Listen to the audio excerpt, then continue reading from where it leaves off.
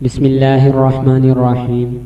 دوستو، آج کی ہماری ویڈیو کا ٹاپک شجرہ ممنوعہ یعنی وہ درخت جس کے پاس حضرت آدم علیہ السلام کو جانے سے منع کیا گیا کے بارے میں ہے۔ اس سے پہلے آپ میرے چینل کو سبسکرائب کر لیں تاکہ مزید آنے والی ویڈیوز آپ تک بآسانی پہنچتی رہیں۔ مفسرین کا اس بارے میں اختلاف ہے کہ اللہ تعالیٰ نے جس درخت کے قریب جانے سے منع فرمایا وہ کون سا درخت تھا۔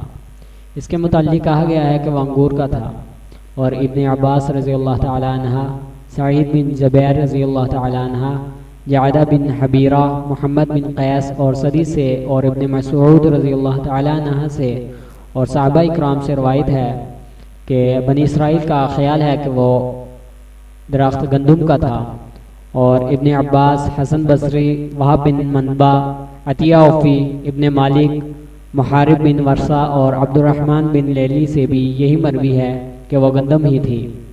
اور وہاب یہ فرماتے ہیں کہ اس درخت کا ایک ایک پھل اور دانہ مکھن سے نرم اور شہد سے میٹھا تھا۔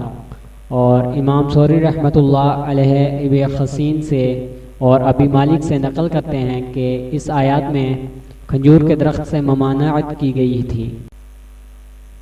اور ابن جریر رحمۃ اللہ علیہ حضرت مجاہد رحمۃ اللہ علیہ سے نقل کرتے ہیں کہ وہ زیتون کا درخت تھا، اور قتادہ رحمۃ اللہ علیہ اور جریج کا بھی یہی قول ہے۔